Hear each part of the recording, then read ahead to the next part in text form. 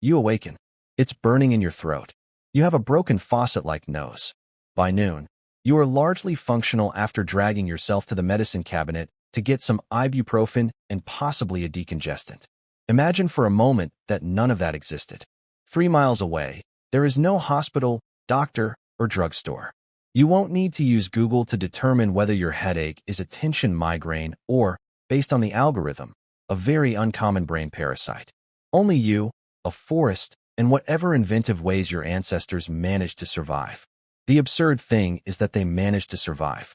For hundreds of thousands of years, before the invention of antibiotics, surgery, and even a basic understanding of what a germ was, people managed to survive, procreate, create civilizations, and somehow avoid dying as a group the moment they contracted a cold. So, how did they accomplish that? We must first reconsider our understanding of ancient medicine, because most individuals fall into this trap. They believe that prehistoric people were similar to modern humans but lacked equipment, such as cavemen saying, "Man, I really wish I had penicillin right now." However, this isn't how it operated. People in antiquity weren't stupid. They possessed something we sometimes undervalue, and they were extremely perceptive and pragmatic. Trial and error accumulated over thousands of years. You pay attention when you live near nature, and death is a serious possibility every day. You observe which herb relieves your stomachache. You observe which path results in a quicker healing of your wound.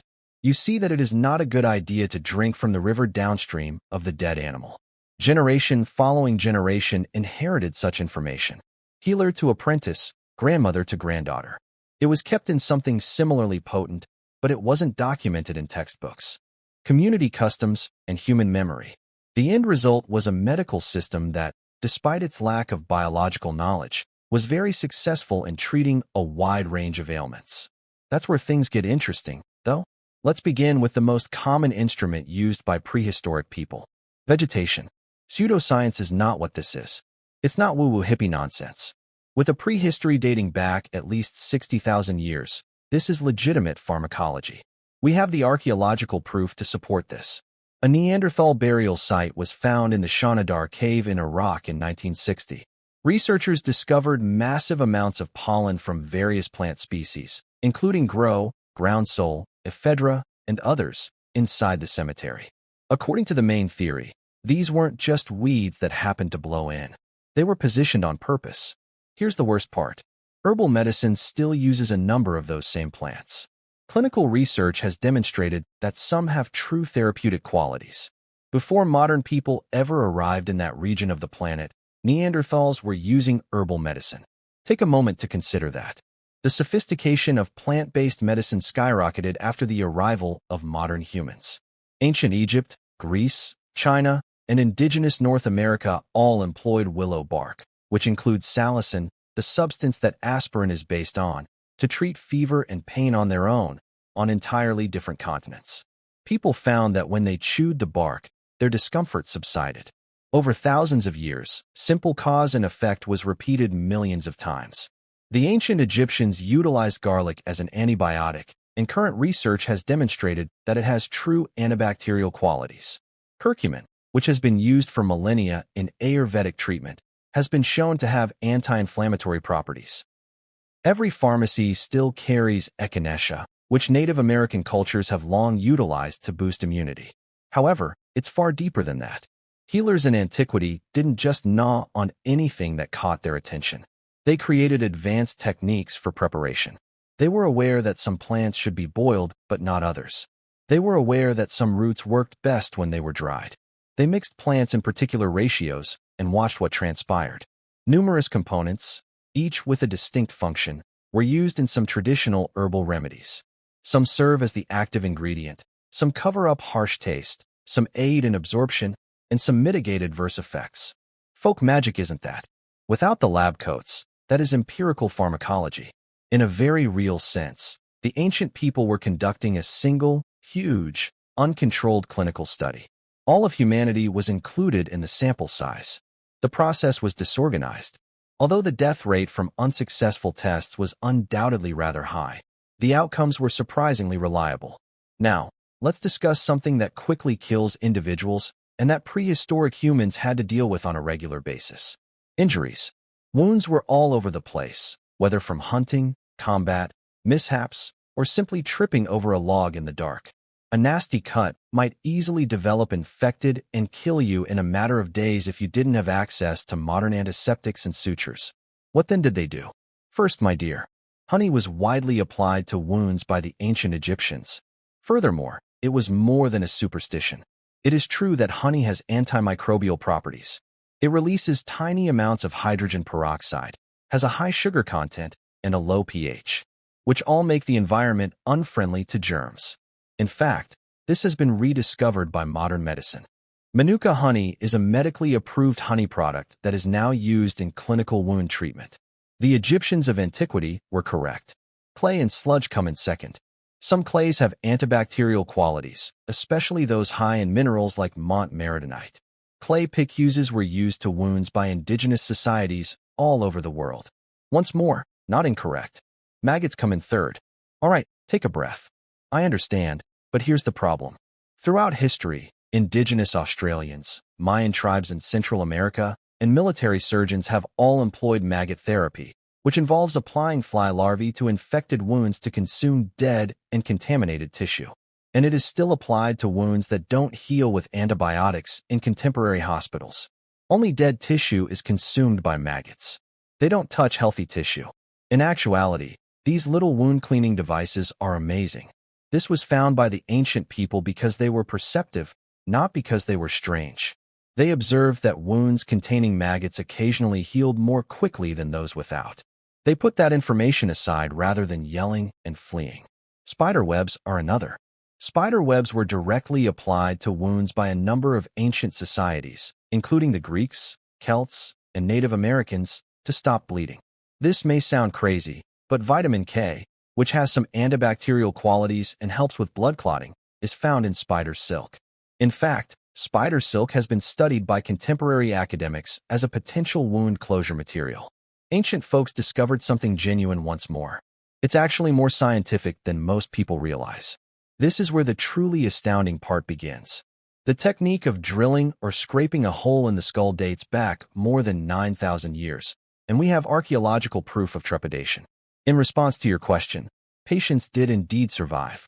We can tell that the patient did not simply pass away on the operating table since the bones around the hole are beginning to recover. Multiple trepidation sites can be seen in some skulls, indicating that the same person underwent the surgery more than once and left both times. What made them act in this way? The explanations include curing severe headaches or convulsions, easing pressure following skull fractures, treating brain injuries, and, let's face it, probably some spiritual motives as well. Ancient religion and medicine were closely intertwined. Additionally, it might be challenging to distinguish between one and the other at times. Here's what we are certain about, though. 9,000 years ago, humans were surviving brain surgery performed with stone implements. Additionally, we have proof of amputations that healed properly. A 7,000-year-old skeleton discovered in France has a forearm amputation with obvious bone regrowth, indicating the patient lived long enough for the stump to start mending. In addition to the surgical procedure, postoperative care, wound treatment, preventing infection, feeding, and assisting a recuperating patient were all necessary. It wasn't a fortunate incident. That medical support system is operational. To put that in perspective, it wasn't until Joseph Lister realized in the 1860s that perhaps surgeons should wash their hands before performing surgery that good antiseptic practice in modern medicine became standard. For comparison, hospital mortality rates were higher in the 1840s. Battlefield surgery due to the extremely unhygienic environment. Sometimes staying at home and hoping for the best was preferable to the infection risk from a 19th century hospital. It's possible that ancient Trepian surgeons had superior sterility conditions than European surgeons of the 19th century since they worked outside in fresh air with clean stone implements. There is a dark sense of humor in the universe. Now, when individuals raise this question, this is something that isn't discussed enough. The use of medicine wasn't the only reason ancient humans survived. What was within of them allowed them to survive. Millions of years of evolutionary pressure had molded the immune system into something incredibly powerful. This is the immune system's problem. It picks up knowledge. It adjusts. A population's survivors become increasingly resistant the more infections they are exposed to over many generations. From birth, ancient people were exposed to an astounding variety of diseases, which continuously strengthened their immune systems.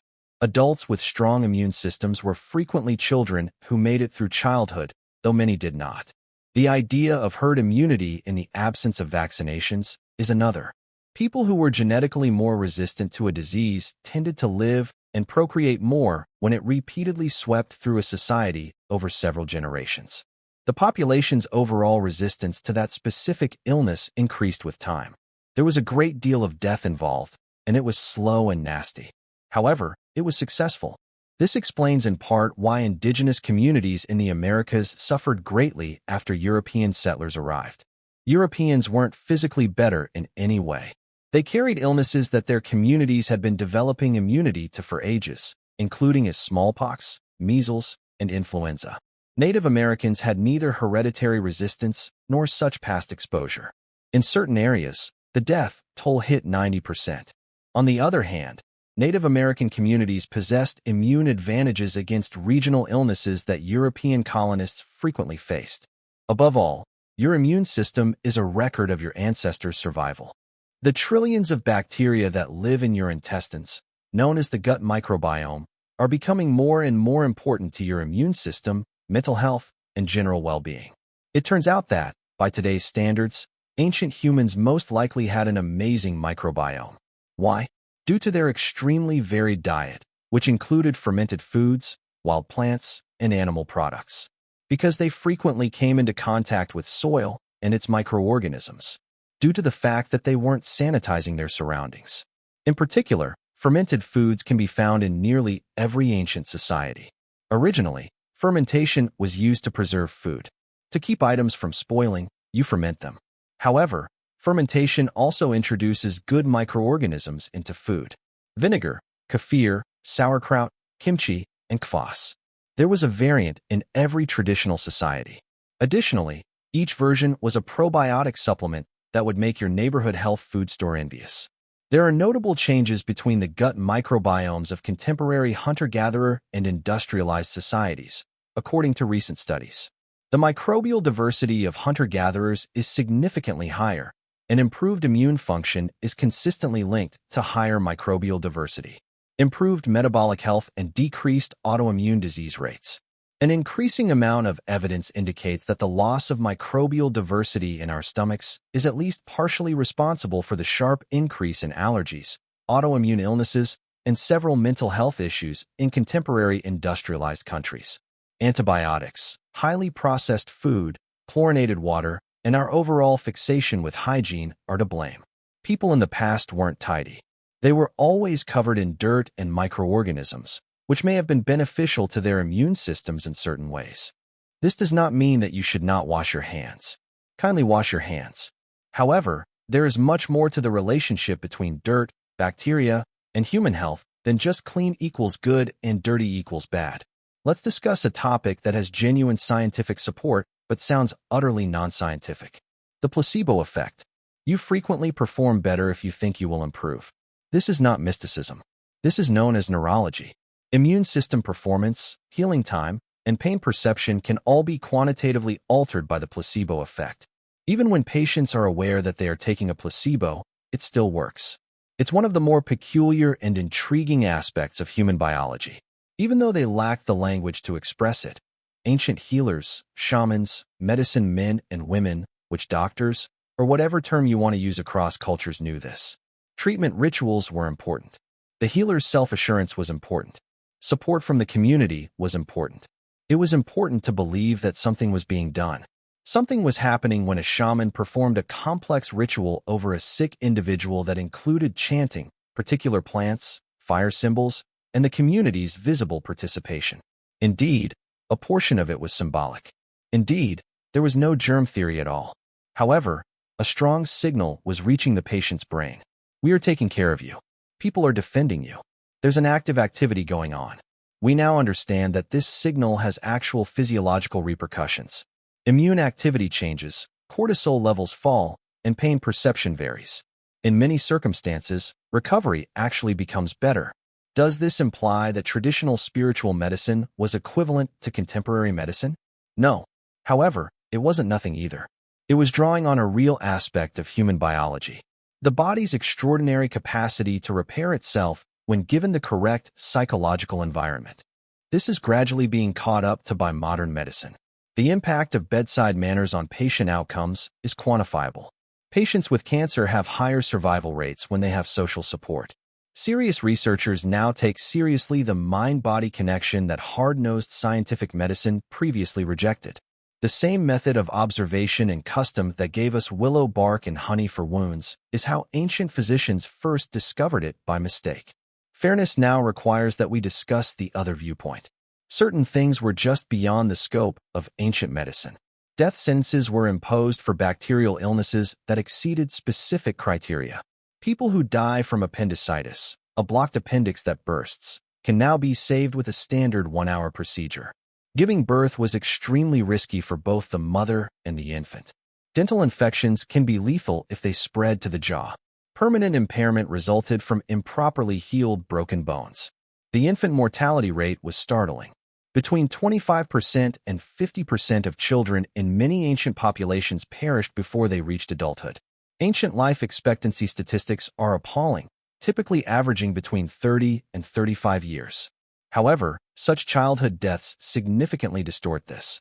You could easily live into your 50s, 60s, or even 70s if you made it through childhood and weren't killed by violence or delivery. Archaeological evidence shows that ancient humans suffered from severe arthritis, healed fractures, and serious injuries for decades. There was old age. Simply put, there was no guarantee. Perhaps the most disturbing idea is this.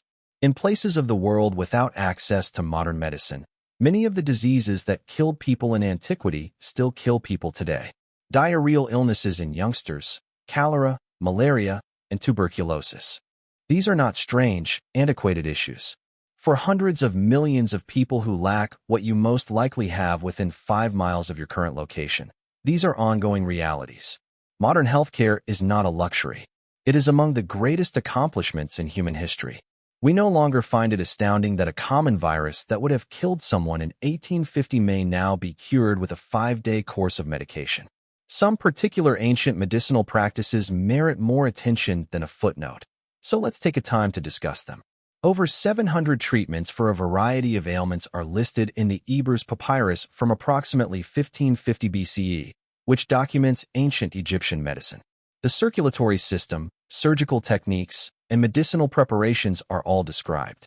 It blends mystical spells that do not hold up to contemporary scrutiny with medical observations that do.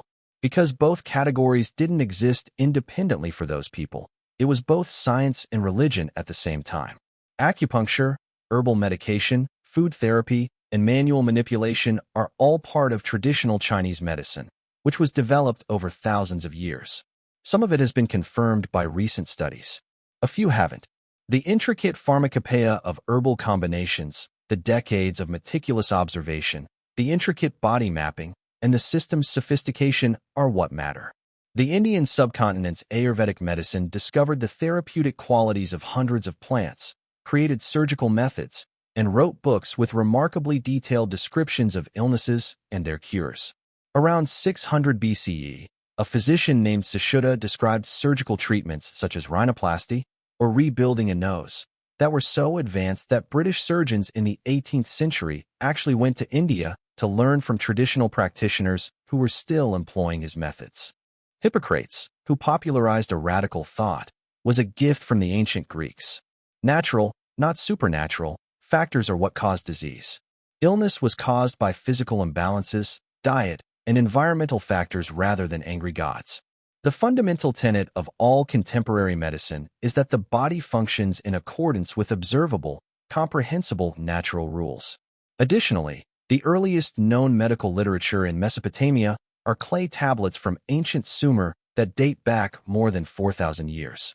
These tablets identify certain plant-based remedies for particular ailments in a manner that is clearly clinical rather than prescriptions or prayers. Use this plant prepared in this manner and administer it at this time if you experience this symptom. Today, a doctor will write you a prescription using the same format, symptom, therapy, method, but with a lot more cuneiform and less Latin words. These weren't crude speculations. These were serious intellectual traditions created over centuries by bright individuals who did their best with the resources and expertise at their disposal. Because they were never really without medicine, ancient humanity managed to thrive without it in the contemporary sense. They possessed plants, many of which had chemicals that were actually active. Despite their lack of knowledge of microorganisms, their methods for caring for injured people were frequently surprisingly successful. Generations of exposure to pathogens had stiffened their immune systems. They consumed fermented foods that preserved intestinal health. They had healers who were aware of the psychological benefits of group care and ritual. They possessed a wealth of knowledge that had been passed down through thousands of generations. Additionally, they had each other, possibly the most significant of all. Humans are not meant to live on their own. Our social nature is strongly ingrained in our biology. Additionally, social support has quantifiable impacts on survival and health. The elderly were respected for their wisdom, the sick were cared for, and the weak were safeguarded in the close-knit communities of ancient people. The neighborhood was a medical facility in and of itself. Similar to smoking, loneliness has repeatedly found to be one of the strongest risk factors for dying young. Isolation from others kills. Social interaction promotes healing. 50,000 years ago, this was just as true as it is now. When you sit with it long enough, it has an almost humble quality. We have robotic surgery, organ transplants, gene sequencing, and MRI devices. Diseases that wiped out entire civilizations can be cured. In the past 150 years, medical advancements have been made that would appear to anyone who lived before 1850 to be pure wizardry. Nevertheless, the principles remain unchanged. Eat a variety of real foods. Maintain your relationships with others. Make physical movements. Control your tension. Get enough rest. Your doctor's advice today is essentially the same as what a healer would have given a patient sitting around a fire 10,000 years ago. The tools are completely different. The person beneath them is the same. The next time you're in awe of the wonders of contemporary medicine, you ought to be. It truly is miraculous. Consider what your forefathers accomplished. They saw a world full with potentially fatal things in the absence of medicines, hospitals, and even the slightest knowledge of what a virus was. Additionally, through community, inventiveness, observation, and an amazing willingness to try anything, including, let's not forget, intentionally applying maggots to wounds, they discovered a way to survive. At least enough of them to finally give birth to you. And you are the living evidence that it was successful as you sit here.